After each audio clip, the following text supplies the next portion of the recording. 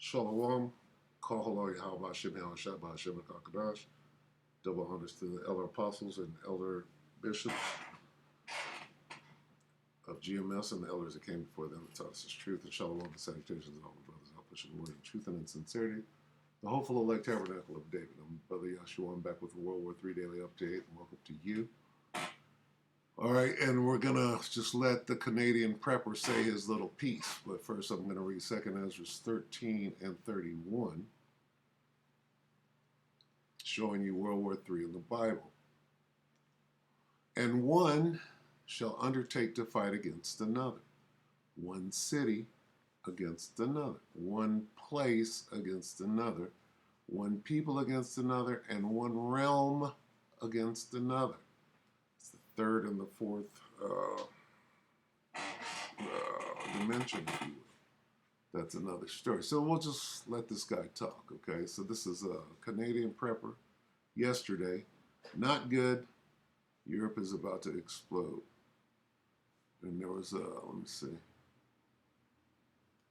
Right here, it says World War III, a major escalation.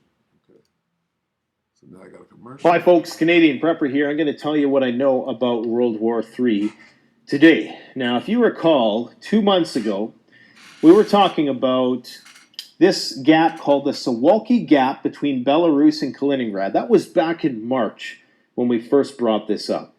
And apparently it's a hot topic within the last 48 hours. We brought it up as being a potential flashpoint for this war to spill over beyond Ukraine's borders and into the greater Eastern Europe.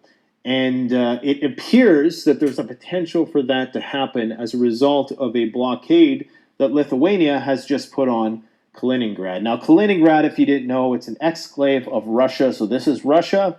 This are the Eastern European countries, Belarus, Ukraine, Lithuania, Latvia, Estonia.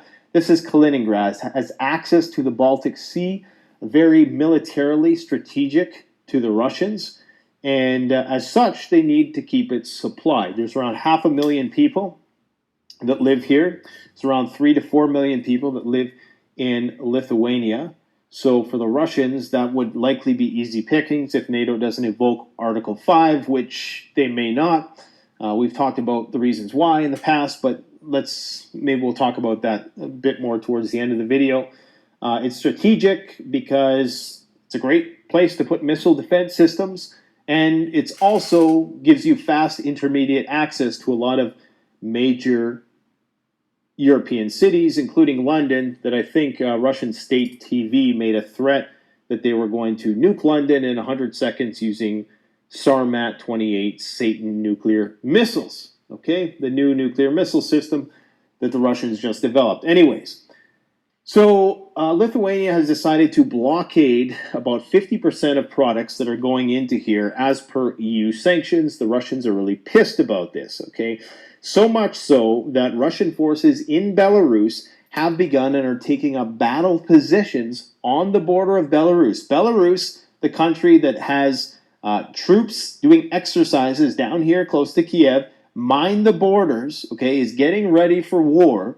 And now Russian troops are apparently, and this is based on my source, that, take it with a grain of salt, they're starting to not only get into battle positions, but they're starting to deploy mobile hospitals and large blood units. When you deploy the blood hospitals, then that's when you know that things are potentially getting ready to pop off. Now, apparently Lithuania, maybe in seeing this response, has kind of walked it back a little bit, and they said, look, we're just going to blockade 50% of the stuff, not all of the stuff, just in line with EU sanctions.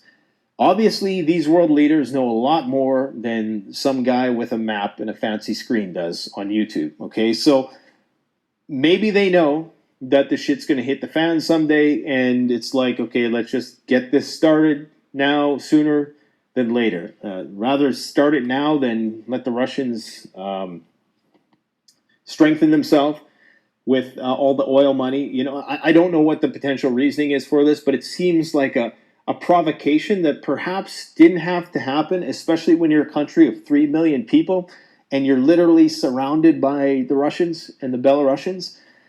I can't understand what the motive is for that. But anyways, obviously, You know, if the Russians are feeling bold, if they're feeling emboldened by some recent progress that they've made in the east and in the south, and they're starting to say to themselves, you know what? Maybe NATO is not going to invoke Article 5. Maybe we can just, keep knocking off all of these countries and countries that used to be a part of the Soviet Union. Maybe they're thinking that. Maybe there's even people within these countries, I don't know, that wouldn't mind being a part of Russia. I don't know, the history of this region and the people, but that's something we always need to keep in mind as Americans and Canadians and looking at these maps is that there's people in these countries that are still pro-Russian. I don't know how many, and it could only be 10% in Lithuania's case. I'm just saying because I don't know that, I need to assume that that might be the case. So, that said,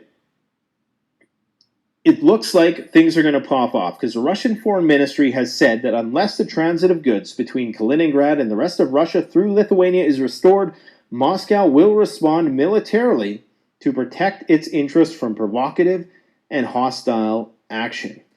Now, there's some high-ranking Polish officials as well who've been calling on NATO to get into the fight here also with Russia, which makes me wonder if this isn't some kind of provocation. Anyways, so it's not looking good. Now, like I say, we were talking about this a couple months ago. That's why it's important that you tune in as much as possible. I know your time is very valuable, which is why I try to condense as much information to the shortest amount of time possible. And it's going to be incredibly more valuable moving forward as the currency is devalued and we may be looking at the next couple of years of unemployment. And I just want to say once again, guys, I think, and I'm going to do a dedicated video on this right now, I'm not a gold bug. I'm not one of these channels that every video they're plugging gold. But I have a really, really good feeling that gold is going to go up in value soon. I think that... Okay, so now he goes into selling. But anyway, he gave a little breakdown of what's going on. And basically he said, hey, the war ain't going nowhere. All right? It's gonna grow. All right, here's Poland. Okay, when you get over in here, all right, this is where the real fight is. What are we doing way over here? What's he talking about? What's going on over here? You're already in NATO territory. Okay, letting you know that this campaign is done. All right, now it's turning into something else. What is it turning into? It's turning into World War III. All right, that's where it's going. Let's just get that and go. All right, World War III is going to happen. Oh, World War III isn't going to happen. They're going to call them when they shall say peace and safety. What? All right, let's get peace and safety.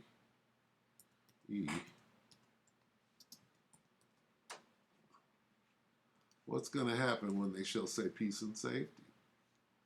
1 Thessalonians 5:3. For when they shall say peace and safety, then sudden destruction cometh upon them, as travail upon a woman with child, and they shall not escape. See, it's going to happen. World War III is going to happen according to the scriptures. All right? It's Revelation 11, and we'll close. So, King James. The second woe, World War II, is past, and behold, the third woe, World War III, cometh quickly. All right? It is going to happen. And we're watching. We're watching it do what? Come quickly. All right? So with that, just a quick update. We'll see you tomorrow. We hope that the elect are edified. With that, we say shalom.